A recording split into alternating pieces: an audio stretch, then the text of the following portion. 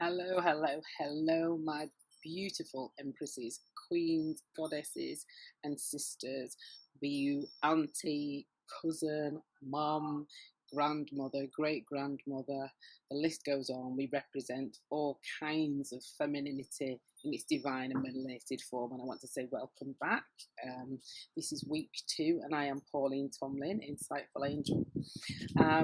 Last week, I talked to you about the sacred nature of the womb, and the reason I wanted to discuss that was because it was actually a real revelation to me to recognize just how abusive, really, I've been to my own. I just feel that as I go through my journey and I gain insights and revelations, and trust me, I'm still, being challenged every single day with my patterns and the dysfunctions that I've associated. But as the revelations come, I just feel, well, if I share them, then hopefully they'll be of use to someone out there, someone who can perhaps recognize some of the things that are playing out in their own lives. Because I don't know about you, but before I shuffle off this mortal coil, I definitely want to be feeling like I am working and one with spirit, and I'm co-creating with spirit, and that I'm with the flow rather than somehow feeling resistance and feeling like I'm actually manifesting unconsciously. So to become a conscious creator, I have to become conscious, and that means looking at aspects of who I am, what's going on in my life. And as I share these, then hopefully it means that somebody can get that revelation and that insight a bit sooner. I do want to put a caveat out there that I am not a counsellor, I am not a doctor. These are simply comments and revelations and thoughts and impressions that I'm having as I walk my journey. And I'm simply wanting to share in the hope that if I open my heart, because I tend to be a very head person, and offer this information out there, that it will disseminate out into the universe, and that some other melanated divine feminine can pick it up and learn and open her heart to and really connect to herself, heal herself, and so find her abundance and bliss in this earth plane here and now, instead of this experience being one of challenge and frustration, etc. So the conversation about the womb last week, I was kind of been mulling it over, it's been at the back of my mind, and I'm been thinking about all the ways that that kind of dialogue and that conversation sorry, a butterfly just went past. It's really beautiful. You can see it's an absolutely glorious day here today, and I'm really, really grateful for that. And if I start sweating, don't worry, because I don't do anything fancy. There's no makeup, there's no nothing. So this is me, unadulterated, natural, and sweating. However, it is what it is. That made me think about all the patterns and the kind of thought processes and things that I would have created as a result of that early imprinting, those early thoughts, and how that has continued to create positively or impact me and my life positively or negatively. Now, we are responsible for ourselves, and that's the hardest thing to actually own and look at. Everything in my life I created, the good, the bad, and the indifferent, and I have to take ownership and responsibility for that. And there are still things that are not quite working the way I would want them to be. And so looking at them, I'm thinking, okay, how might that conversation, those events around the onset of my blossoming into my feminine self have impacted my life as I move forward? And one of the ways in which I feel that has happened is that lack of, shall we say, nurture, the lack of empathy, the taking away the kind of ritual nature of that arrival into femininity, created an imprint and an impression of someone who was prepared to just take less than, got caught up in feeling that when she has a need, when she has an emotional need or a physical need, that's going to be met with annoyance or frustration. Ultimately, it's going to be disappointment in some way. And so, you know what? Sort yourself out. That has then created a pattern in me, and I'm sure I recognize it in some of my other melanated female feminines and friends that I have. And we recognize that many of us have become people who put our needs last because somehow we feel, well, there's no point asking, there's no point expecting support, expecting our needs to be met because they haven't been. And we become people pleasers. We decide in that moment that everybody else's needs are more important. Maybe that's how we'll get our recognition. Maybe that's how people will like us. Maybe that's how we'll get love. Maybe that's how we'll get that kind of acknowledgement, is if we do for others. And so that people pleasing sets up a very weird dynamic, almost like a piece of elastic, kind of where we're pinging backwards and forwards. Because we are human and we all have needs, and everyone deserves to have their needs met. But when we come into our relationships now, and it's not necessarily romantic relationships, these can be sibling relationships, these can be relationships with other members of the wider community and family, these can be relationships at work with co-workers. The people pleasing manifests as us overgiving. Now, what happens to the dynamic when you overgive is that the other person doesn't have to do anything because they're getting everything that they need. So it's a dynamic between the giver and the taker.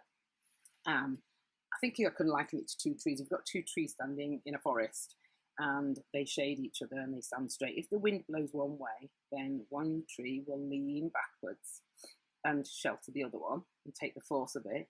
But that tree can't keep taking that force of that wind indefinitely. Otherwise, the one underneath, this one, is going to snap, isn't it?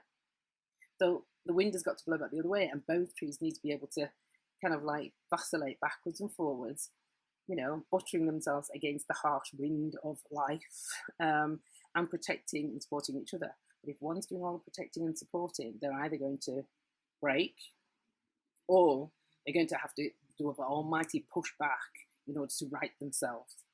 And that's what some of us have done. We as divine melanated feminines have often gotten ourselves into relationships and situations, communications, whereby because we're overgiving, we can't maintain that level of overgiving, and so we become exhausted. The exhaustion means that we either then have to retreat, and often in resentment and frustration because our needs aren't being met, or we have to push back. And then you end up with this constant pinging backwards. It's almost like you pulled, you know, when you pull a piece of elastic and you pull it back and you pull it back and you pull it back, and it gets to the point where it's at, you know, maximum tension. Then you let it go like a catapult, and then whatever the missile is pings forward. But eventually, that missile loses steam, doesn't it? It can't keep going at that kind of velocity, at that force. What we need and aiming to get to is where we're releasing our energy steadily, so we can maintain that momentum and keep going and keep going and keep going. Because if you're pulling back, the force and the effort it takes to pull back and, you know, ping and stretch that far, once you let go, you might have massive speed and velocity initially, but you can't maintain it for the long term. And then you run out of speed, you run out of energy, you become depleted, and then you end up wondering why you're not actually going any further forward every time, because you're just pinging back to the same place, coming back to here, pinging back, coming back to here. That is something that really, really struck me. And I've seen it play itself out in my life where I've actually shifted direction, moved in a direction, gotten relative success, things are going well, my energy's great, and then all of a sudden something will start to happen, and then it all comes crashing down, and because I can't maintain it emotionally and spiritually, I can't maintain it. And then my thoughts then start to change. Maybe I'm not quite worthy enough to be doing this, or but I notice I have a pattern where I find some kind of excuse to get to around about here and say this is a pinnacle, and then somehow I just shift and I go, oh no, this career is not for me anymore, or no, it's not fulfilling me anymore, and then I'll shift. That's my fear kicking in. That's my lack of self-worth. That's my inability to accept that I am worthy of having my needs met. And it goes right back to, and this is what I'm deducing, it goes right back to that feeling of when I needed my needs to be met, when I needed to be nurtured, when I needed to be kind of cosseted in, a warm cloud of kind of like affection and support and gentle words, and it wasn't forthcoming. And so you don't dare put your needs out there because you can't deal with them not being fulfilled. You can't deal with the rejection. You can't deal with someone saying, no, I can't handle that. And so what you end up doing is giving all the time, feeling that that's going to be the way that you actually are going to get your recognition, feel filled up, feel fulfilled, feel spiritually, emotionally, mentally, romantically kind of satisfied. That's not the way it's going to work.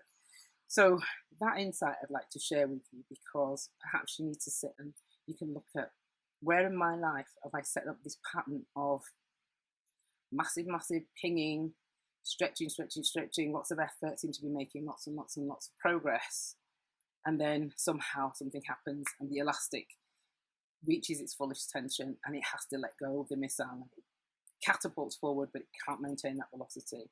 Or you get to a certain point and then you lose your momentum, you lose your energy, you lose your dynamism, you lose your enthusiasm. Is this a pattern in your life? And if it is, perhaps you can trace it back to those formative events, things perhaps like the onset of the menstrual cycle or other events in your life that may have set up this pattern whereby you feel that you're not deserving of your needs being met. So you know what, you'll make sure everybody else is all right. And so you become a giver. Now, when you do that and you set up codependent relationships, if you're the taker doesn't really have to do much, do they? Because they're just in receipt of everything that they need. And they're like, oh, this is great. I'm getting fed, I'm getting emotional support, I'm getting financial support, I'm getting, physical support. They're getting their needs met. But in the overgiving, what you're actually doing is in enabling them to stay stunted and immature, because they can't develop if they're not then tested and forced to look at handling things for themselves in their own lives and for their own development. So even though you may feel like you're being the good girl, because I was always the good girl, and do for everybody else and make sure everyone else is okay, and I know it's a pattern I haven't gotten out of yet, and I need to get the balance of it. But when you're the good girl, then what you end up doing is actually crippling the people who you think you're supporting and helping. So we need to look at how we can balance ourselves, put some boundaries in place, learn that we are worthy enough to express our needs and put our needs out there within our significant relationships. If the other person behaves badly and starts to say, no, I can't do that, etc., then that's about them. That isn't about you. Don't start to feel wrong if you're now wanting to make a shift and you start to do that. It is scary. And when people are used to you operating one way, there will be some pushback. But if you get pushback and they won't recognize your needs, keep going. That's about them, and that's because they're used to this dynamic. However, you absolutely have the right to have your needs met. You absolutely have the right to shift the dynamics within your relationships. And, sad though it may be, you may find that some will fall away. However, we develop through trial, we develop through rubbing up against things, we develop through stress and strain, and that's where we get our insights. So if you're wanting to develop, if you're wanting to expand, if you're wanting to recognize the patterns that you're in, and you can just feel something's not quite right and you're not going the way you want spiritually, emotionally, even financially, then start to look at, are you a people pleaser? Are you the good girl? Are you the person that makes sure everybody else's emotional needs are met, but you forgot, and unfortunately deny yourself the need for your own needs to be met? And if that's the case, start to put things in place. Start to set boundaries for yourself. Sometimes just look. If you don't know what to do, then don't do anything. If you're not sure what to say, then don't say anything. But the very fact that you're looking at it, the very fact that you're recognizing, means you're on your way to facilitating the change. So I'm hoping this little insight from my life has helped someone out there in some way to recognize, oh, actually, that's a pattern that I have in my life. I would like to change it.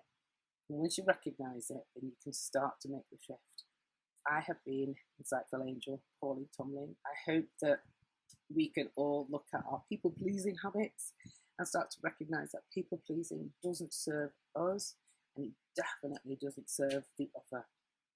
So recognize that you deserve love, recognize that you deserve your needs to be met, and recognize that you deserve to have balance in your life. Stop the people-pleasing, start to nurture yourself. Love the spirit and the divinity that's within you. And that note, I'm going to say goodbye, and I'll see you next week. So my name is Pauline Tomlin, Insightful Angel. Bye for now.